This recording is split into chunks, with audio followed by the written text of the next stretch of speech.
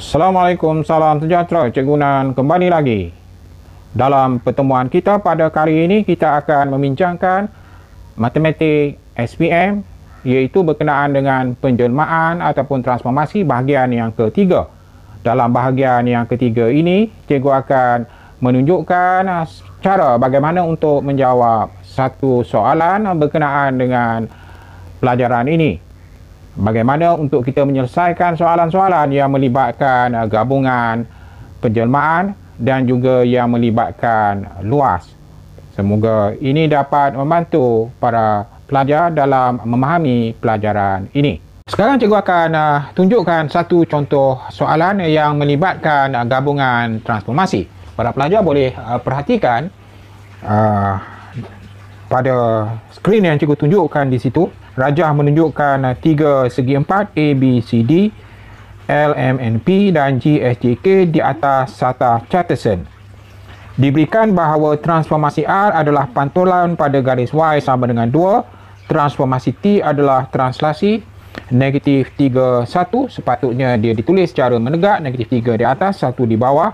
Nyatakan koordinat bagi titik D, imej bagi titik D di bawah transformasi R, T dan T kuasa 2. Jadi untuk menjawab soalan ini, kita bermula daripada titik D, apa koordinat dia, dan kita lakukan transformasi untuk mendapatkan apakah dia imej yang terhasil. Jawapannya adalah dalam bentuk koordinat. Dan transformasi yang terlibat adalah R, T dan satu lagi adalah TT ataupun T kuasa 2, melibatkan T yang dilakukan sebanyak 2 kali. Okey, kemudian soalan di bahagian B, M, N dan P adalah imej bagi G, S, J, K di bawah gabungan transformasi VU. Nyatakan transformasi bagi V dan U, dan seterusnya diberikan bahawa luas G, S, J, K adalah 16 meter persegi kira luas kawasan yang diloraikan. Jadi kalau perhatikan dalam soalan bahagian B ini, para pelajar perlu mengenal pasti apakah dia gabungan transformasi yang boleh menghasilkan pasangan objek dan imej seperti yang diberikan dalam gambar rajah yang boleh para pelajar perhatikan di situ.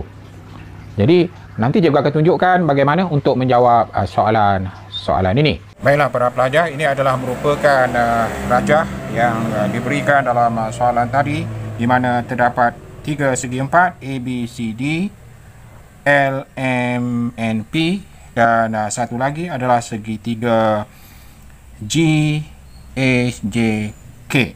Kemudian diberi juga maklumat berkenaan dengan transformasi, di mana R adalah pantulan sementara T adalah translasi. Dalam pantulan, perkara yang penting yang mencirikan suatu pantulan adalah garis pantulan. Dalam kes ini, garisnya adalah Y sama dengan 2. Jika kita perhatikan, Y sama dengan 2 adalah garis lurus ini. Garis lurus yang melalui Y sama dengan 2 dan selari dengan paksi X. Sementara T translasi negatif 3, 1. Cara untuk menulis translasi, 1 di atas, 1 di bawah. Angka di atas menunjukkan pergerakan ke kiri ataupun ke kanan, sementara yang di bawah menunjukkan pergerakan menegak. Dalam kes ini bermaksud setiap titik akan digerakkan 3 unit ke sebelah kiri dan 1 unit ke atas.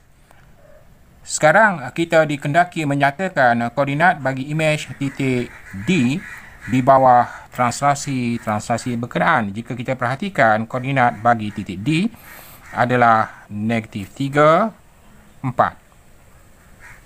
So, untuk soalan yang pertama, imej D telah mengalami transformasi R, iaitu pantulan pada Y sama dengan 2. Jadi, kalau kita perhatikan, titik asalnya adalah merupakan koordinat negatif 3, 4. Setelah mengalami R, iaitu pantulan pada garis Y sama dengan 2, apa yang berlaku adalah titik D akan berada pada 2 unit di bawah garis ini.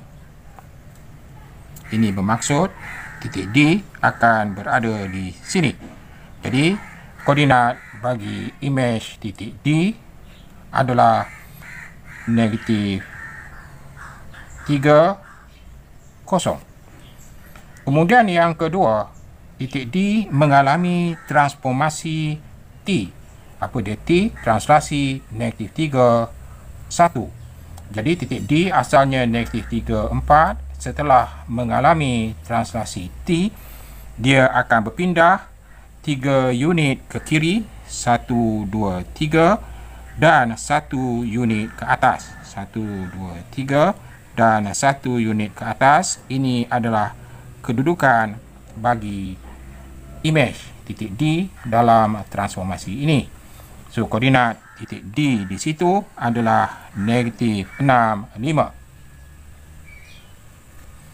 Kemudian dalam bahagian yang ketiga, titik D, titik negatif 3, 4 ini mengalami gabungan transformasi T kuasa 2. T kuasa 2 bermaksud dia akan mengalami penjelmaan ataupun dalam kes ini translasi sebanyak 2 kali. So, hasil translasi yang pertama daripada titik D, kita dah buat tadi, kita dapat di imej. Kemudian, dia akan mengalami sekali lagi translasi 1, 2, 3 ke kiri dan 1 unit ke atas. Ini adalah kedudukan imej akhir. Jadi, apa yang berlaku setelah mengalami gabungan T kuasa 2 ataupun TT, imej yang diperolehi ataupun kedudukan titik D sekarang adalah negatif 9, 6. Kita telah menjawab soalan bahagian A. Sekarang kita lihat soalan bahagian B. Dalam soalan bahagian B, dia menyatakan bahawa LMNP, ini maklumat yang diberikan, LMNP adalah merupakan imej bagi GHJK. Maknanya, segi empat yang besar ini adalah merupakan imej bagi segi empat ini di bawah satu gabungan transformasi. Dalam kes sebegini, para pelajar perlu lebih peka dan kreatif dalam menggambarkan apakah pergerakan yang boleh menghasilkan imej ini daripada objek ini. Jika kita perhatikan bahawa di sini kita terdapat satu objek di sini, ABCD. ABCD boleh dijelmakan membentuk LMNP melalui satu pembesaran. Dan bila kita kata pembesaran, kita perlu tahu di manakah pusat pembesaran. Kaedah untuk menentukan pusat pembesaran adalah kita menyambungkan titik-titik yang sepadan bagi imej dan objek. Ini kaedah asas yang para pelajar telah pelajari di peringkat tingkatan 1, 2 dan 3. Jadi kalau kita perhatikan di sini, titik C dan titik N adalah merupakan titik yang sepadan. Jadi dah ada garis di situ. Cikgu pilih satu lagi pasangan titik, iaitu M ini merupakan imej bagi B. Dan bila cikgu sambungkan kedua-dua titik ini adalah garis yang kita perolehi. Kalau kita sambungkan titik lain pun, katakan pasangan sepadan L dan A, kita dapati garis yang kita buat ini akan menyilang pada titik yang sama, iaitu titik ini. So, ini menggambarkan bahawa titik ini merupakan pusat pembesaran bagi transformasi pembesaran yang melibatkan pembentukan imej ini daripada objek A, B, C, D. So, kalau kita perhatikan, cikgu namakan ini sebagai X. Cikgu gunakan huruf lain, katakan W. Di sini koordinatnya adalah negatif 2, 5. So, ini merupakan pusat pembesaran. Dalam pembesaran, kita perlu tahu pusat dan juga faktor pembesaran. Faktor pembesaran adalah saiz ataupun panjang ataupun jarak imej bahagikan dengan jarak objek. Perhatikan kalau di sini langkau 1 unit, di sini langkau 3 unit, maknanya 3 perkan dengan 1. Jadi dia punya skala pembesaran dia adalah 3. Maknanya untuk membentuk imej ini daripada objek ini adalah pembesaran berskala 3, faktor skalanya 3 berpusat di W ini negatif 2, 5. Kemudian satu lagi, kalau kita perhatikan daripada sini ke sini, perhatikan orientasi. Dari segi saiznya sama, orientasinya terbalik. Ini menggambarkan kepada kita dia adalah merupakan satu pantulan. Dalam pantulan kita perlu menentukan garis pantulan. Garis pantulan boleh diperoleh sekiranya kita mendapatkan pembahagian dua sama serenjang bagi imej dan objek. Kalau kita perhatikan kedua ini, untuk mendapatkan pembagi dua sama serenjang, para pelajar boleh gunakan kaedah pembinaan, gunakan jangka lukis, dapatkan pembahagi dua sama serenjang bagi imej dan objek. Jaraknya mesti sama dan dia merupakan garis lurus. Ini adalah merupakan pembahagi dua sama serenjang. Ya, para pelajar boleh gunakan jangka lukis, juga tunjukkan dengan mudah saja. Jadi ini adalah merupakan garis pantulan. Garis pantulan ini adalah merupakan garis X sama dengan 1. Langkah yang berikutnya, kita nak menentukan apakah dia pantulan yang terlibat. Dan selain daripada itu, kita juga perlu menentukan apakah dia pembesaran yang terlibat. Satu lagi, kita perlu nyatakan gabungan transformasi itu dengan betul. Dalam gabungan transformasi, dia adalah dilakukan ataupun ditulis secara terbalik. Kalau kita perhatikan di sini, apa yang berlaku terlebih dahulu adalah merupakan pantulan. Pantulan pada garis X sama dengan 1. Itu yang pertama. Yang kedua, perkara yang berlaku selepas imej ini dihasilkan, dia mengalami pembesaran. Pembesaran dengan faktor skalanya adalah 3, pusatnya adalah negatif 2, 5. Dan sekarang kita perlu mentakrifkan apakah dia VU. Jadi kalau kita lihat dalam gabungan pembesaran, yang berada di kanan adalah apa yang berlaku terlebih dahulu. Jadi dengan ini U adalah apa yang berlaku terlebih dahulu berbanding dengan V. Jadi dalam kes ini yang kita lakukan adalah pantulan. Maka pantulan pada X sama dengan 1, ini adalah merupakan U. Sementara pembesaran dengan faktor skala 3 berpusat di negatif 2, 5, ini adalah merupakan V. Jadi jawapannya V adalah pantulan pada X sama dengan 1 dan V adalah pembesaran dengan faktor skala 3 berpusat di negatif 2, 5. Seterusnya dalam soalan yang berkenaan, kita dimaklumkan bahawa GSJK mempunyai luas, GSJK ini mempunyai luas 16 meter persegi.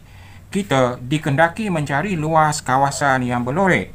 Sekarang perhatikan dalam kawasan yang berlorek, yang ditakrifkan oleh kawasan berlorek adalah semua segi empat besar LMNP tidak termasuk ABCD. Perhatikan bahawa luas ABCD dan luas GSJK adalah sama kerana dia adalah merupakan pantulan yang merupakan transformasi yang bersifat kongruen.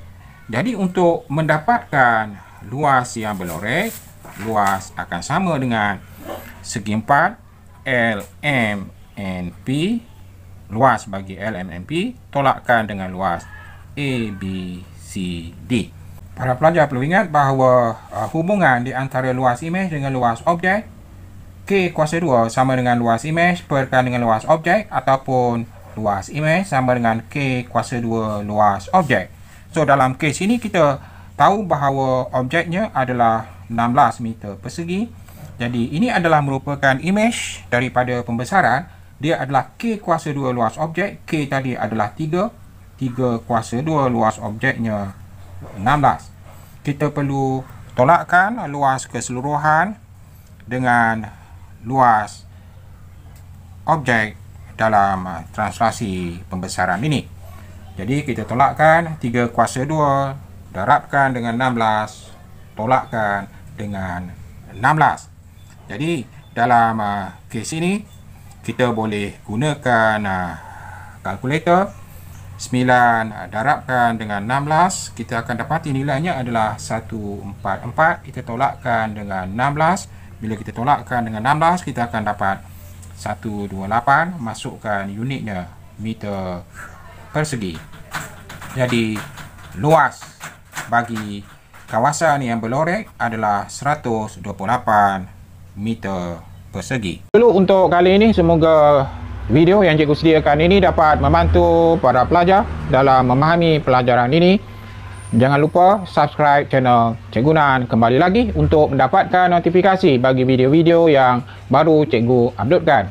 Jangan takut, jalan terus. Wassalamualaikum, salam sejahtera.